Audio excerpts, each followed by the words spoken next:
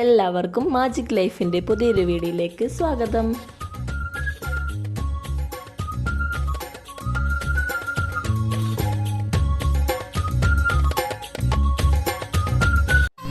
അപ്പോൾ ഇന്ന് നമ്മൾ കൂന്തൽ റോസ്റ്റാണ് ഉണ്ടാക്കാൻ പോകുന്നത്. കൂന്തൽ എന്ന് പറഞ്ഞാൽ എല്ലാവർക്കും അറിയാമല്ലോ, കണവ.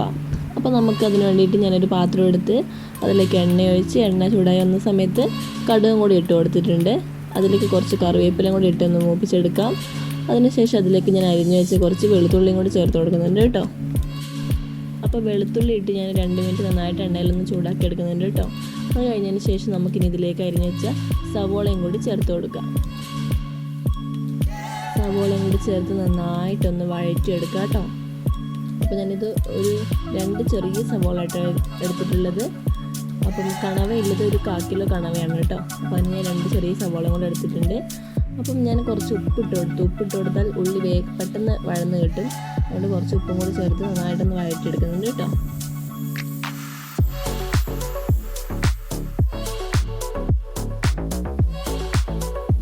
അപ്പോൾ ഉള്ളിയൊക്കെ ഒന്ന് വാടി തുടങ്ങിയിട്ടുണ്ട്.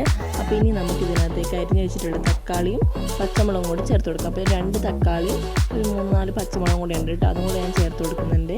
അപ്പോൾ ഇത് നന്നായിട്ടൊന്ന് വഴറ്റിയെടുക്കാം കേട്ടോ.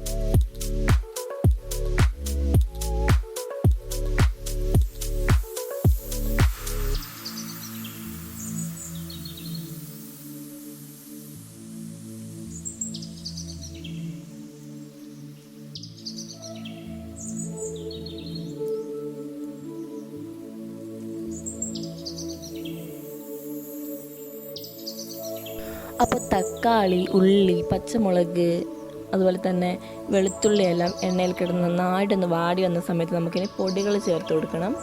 അതിന് വേണ്ടിയിട്ട് ഞാൻ ആദ്യം 1 ടേബിൾ സ്പൂൺ മല്ലിപ്പൊടി, 3/4 ടേബിൾ സ്പൂൺ മുളക് പൊടി, ഒരു 1/4 ടേബിൾ സ്പൂൺ ചിക്കൻ മസാല, കുറച്ച് മഞ്ഞൾപ്പൊടി, 1 ടേബിൾ സ്പൂൺ കുരുമുളകും കൂടി ചേർത്ത് കൊടുക്കുന്നുണ്ട് കേട്ടോ. പൊടികളെല്ലാം ചേർത്ത് അതിൻ്റെ പച്ചമണമൊക്കെ ഒന്ന് മാറി വരുന്നവരെ നന്നായിട്ട് ഇളക്കി കൊടുക്കാം. അതിനുശേഷം നമുക്ക് ഇതിനകത്തേക്ക് ഇനി നമ്മൾ അരിഞ്ഞ് കഴുകി വൃത്തിയാക്കി വെച്ചിട്ടുള്ള കൂന്തലും കൂടി ചേർത്ത് കൊടുക്കാം.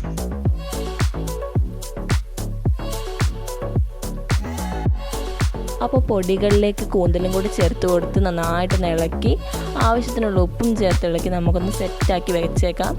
അപ്പോൾ ഇനി നമുക്ക് എന്ത് ചെയ്യണമെന്നുണ്ടെങ്കിൽ ഗ്യാസിൻ്റെ ഫ്ലെയിം അങ്ങ് ലോ ചെയ്തിട്ടേക്കാം കേട്ടോ. ഏറ്റവും ലോയിലേക്ക് തന്നെ ഇട്ട് കൊടുക്കാം. എന്നിട്ട് അടച്ച് വെച്ച് കൂന്തലൊന്ന് വേവിക്കാം. ഇതിലേക്ക് വെള്ളമൊന്നും ചേർത്ത് കൊടുക്കേണ്ട ആവശ്യമില്ല. കൂന്തലിൽ നിന്ന് തന്നെ നമുക്ക് ഇറങ്ങി വന്ന് ആ വെള്ളത്തിൽ തന്നെ ഇത് നന്നായിട്ടൊന്ന് വെന്ത് കിട്ടും കേട്ടോ. പിന്നെ ഈ കൂന്തൽ ഒരുപാട് കുക്ക് ചെയ്യാൻ പാടില്ല. ഒരുപാട് കുക്ക് ചെയ്ത് കഴിഞ്ഞാൽ ഒരു റബ്ബർ പോലെ ആയി പോകട്ടോ. അതുകൊണ്ട് ഒരുപാട് അങ്ങ് കുക്ക് ചെയ്യേണ്ട. ഇതിൽ നിന്ന് വരുന്ന ആ വെള്ളത്തിൽ തന്നെ നിന്ന് കുക്ക് ചെയ്ത് നിങ്ങൾക്ക് കുറച്ച് ഗ്രേവിയൊക്കെ വേണമെങ്കിൽ അങ്ങനെ ചെയ്യാം. അല്ലെങ്കിൽ നന്നായിട്ട് റോസ്റ്റ് ചെയ്തെടുക്കുകയാണെങ്കിൽ അങ്ങനെയും ചെയ്യാം. നമ്മുടെ ഇഷ്ടത്തിന് ചെയ്തെടുക്കാം. അല്ലാതെ ഇതിലേക്ക് ഒരുപാട് വെള്ളം ചേർക്കേണ്ട ആവശ്യമില്ല. നമ്മുടെ കൂന്തൽ ഇപ്പോൾ റെഡി ആയിട്ടുണ്ട്. അപ്പോൾ എല്ലാവരും ഈ റെസിപ്പി ഒന്ന് ട്രൈ ചെയ്ത് നോക്കുക. എന്നിട്ട് അഭിപ്രായം പറയണം. അപ്പോൾ എൻ്റെ ചാനൽ ആദ്യമായിട്ട് കാണുന്നവരാണെങ്കിൽ ചാനലിന് സബ്സ്ക്രൈബ് ചെയ്യണം, ലൈക്ക് ചെയ്യണം, ഷെയർ ചെയ്യണം. അപ്പോൾ അടുത്ത വീഡിയോയിൽ കാണാം. ബൈ.